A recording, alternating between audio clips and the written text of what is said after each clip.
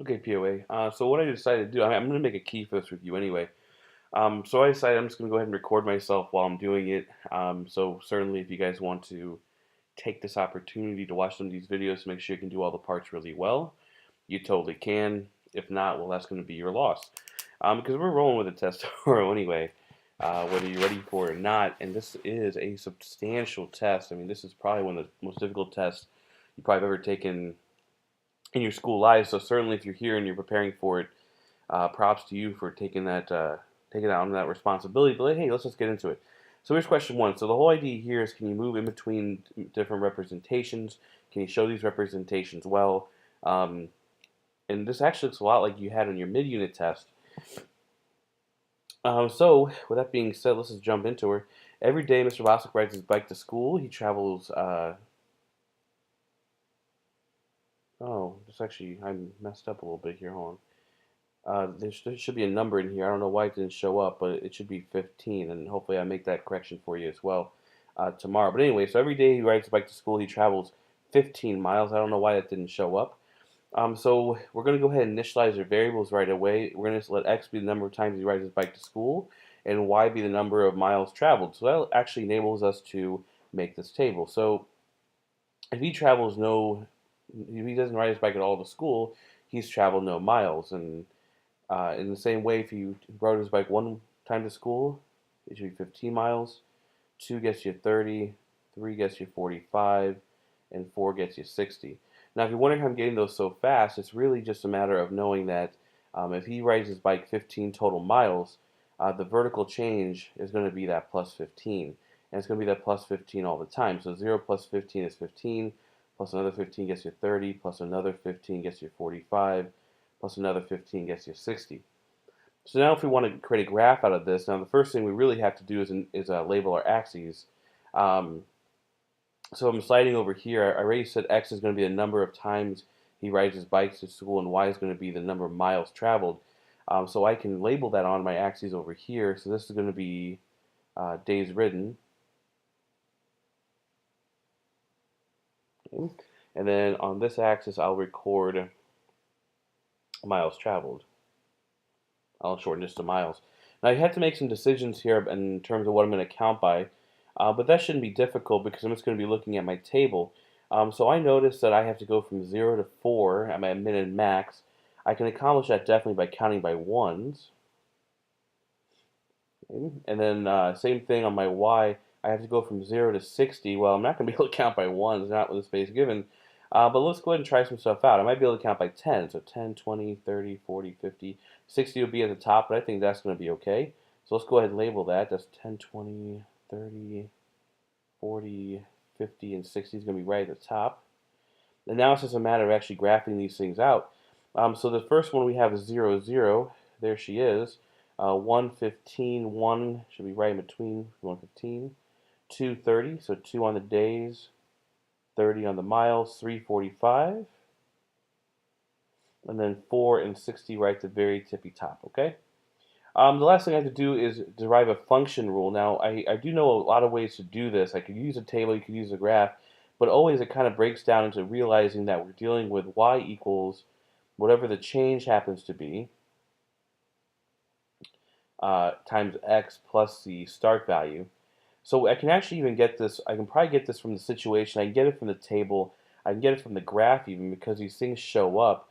On this first example, let me show you what I mean. Uh, Mr. Boston rides his bike to school. He travels 15 miles when he does it. That implies the start value is 0, and that implies the change is going to be this 15. On this table, I know that the start value is going to be where x is 0, hence it's going to be 0, and then I have my vertical change here at 15. On the graph, this shows up as well. The start value is going to be here on the y-axis, and then the change value is going to be how much it goes up to my next point, which is going to be 15. Either way, or any of the ways you try to slice it, the change itself is going to be 15 miles. The start value is going to be 0. So my equation is going to be y equals 15x plus 0. Now we can go ahead and shorten this if we so choose, and I do, and I'll just call it y equals 15x. So let's go through the rest of the examples. Let's keep rocking and rolling here. So we have this x and y. We start with a table. So we have to write a situation before we have to write an equation as well. So I actually think I'm going to start with a situation, but I'm going to do a little analysis on my table first. So the first thing I'm going to notice is I'm starting at 4, which is directly across from 0. And I'm also going to notice my vertical change seems to be plus 3. Now, before you say, wait a minute, this is plus 9, I would point out that this side at the same time isn't going up by 1, but is going up by 3. So if I go up 9, the same thing as while I'm going up 3, it's the same thing as going up as 3 at a time. Okay, so let's not worry about that. We have our start, we have our change. Let's write a situation. Now there's no direction on what the situation will have to be. I just have to start at 4 and then go up 3 at a time. So I can really just kind of make this up as I go. So I can say, hey, look, I'm playing a game. So we'll see. Mike is playing a game.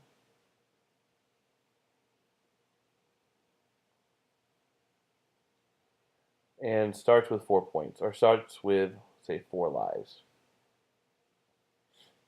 He earns 3 lives every level. Now, this is just a situation I made up, but the important pieces you got to notice are here. I'm going to start with 4, hence a start with 4 there, and then I'm going to earn 3, which represents my change. That's my situation. You can come up with the one you like if you don't like that one, but it's up to you. So in this situation, X is going to be this guy, and since it's going to be every level, that means X is going to be number of levels. And then the Y is going to be lives. So let Y be number of lives. Okay. So that allows us to make our graph really well. We'll label it first, number of levels. And then on this side is going to be number of lives. So let's go ahead and decide how we have to scale our axes. Well, on the x-axis, we've got to go from 0 to 8. So I can't count by ones, I don't have enough, but I can probably get away with counting by 2. So that'd be 2, 4, 6, 8, 10. Now I don't need the 10, but it rounds off the graph quite nicely. So on my y's, I have 4, 28, max of 28. So what am I going to count by is now the question. I could try 5s. Let's see if 5 works. 5, 10, 15, 20, 25. Hey, 30 will be at the top. I think that'll work, so I'll count by 5s. 20, 25, 30. And now let's go ahead and graph this guy up. So 0, 4, so that's going to be about right there. I'm just kind of guessing. 1, 7, so 1 will be in the middle, 7 will be probably in this range. 2, 10, now that's going to be a definite point. 5, 19 should bring me to about right there. And then, of course, 8, 28, which is again a guess, but there she is. Now, just like before, I'm looking at the change, y equals change x plus start. You might even know this as like mx plus b, where that is going to be my change, and that's going to be my start value. But if we look at all the stuff we did, the start value is definitely going to be 4, like starting with 4 lives, and the change is going to be 3, like gaining 3 lives at a time. So my rule is going to be y equals 3x plus 4. Okay, a couple more. Here we actually have, whoa. That's weird. We should have started with it. We should have actually started with a graph. For some reason, it didn't show up. So let's just go ahead and skip that for now. Actually, can you try out? Let me see if I can actually find that file. I got my pen in my mouth. Sorry about that, guys. Okay, so that's not it.